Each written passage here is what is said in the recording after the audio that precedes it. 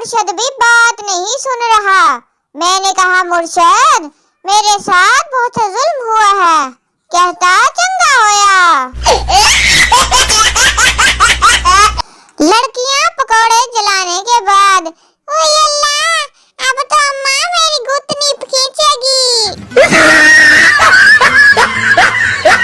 ईद वाले दिन मेरी एक्सपेक्टेशन है कि मुझे कोई डॉलरों में ईद दे, लेकिन रियलिटी में कोई बचे कुचे सिक्के दे के चले जाते हैं रिश्तेदार। वारे महबूब तेरे नखरे, दिल चाहता है कि तुझे बेच कर खरीद लूं 2 अदद बकरे और आराम से गोश्त खाऊं। तेरे तो नखरे ही मान नहीं है। ईद फिलहाल दूर है, तुसी रोजे रखो आराम दे नाल बस। वो जो अपनी किस्मत में मुझे पाएगा, अपने रब की कौन कौन सी नेमतों को जुटलाएगा। मांग लो रे मुझे कोई दुआओं में। केला खाने से हड्डियां मजबूत होती हैं और केले के छिलके पर पाँव रखने से अक्सर टूट भी जाती हैं। आज रात 3 बजे जो भी आसमान की तरफ 2 मिनट के लिए देखेगा, इसको इंशाल्लाह तारे ही नजर आएंगे।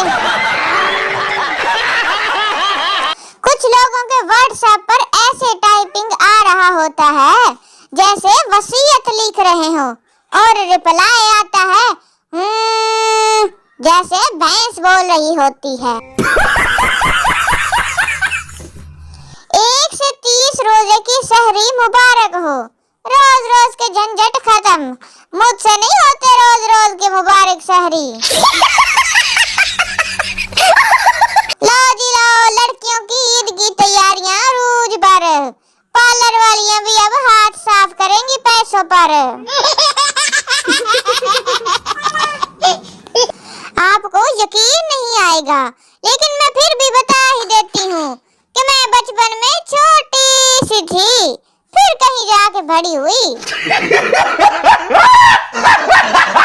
अल्लाह ईद पर सब रिश्तेदारों को ज्यादा ईद देने की तौफीक दे। कमबख्त कहीं के सिक्के पकड़ा जाते हैं।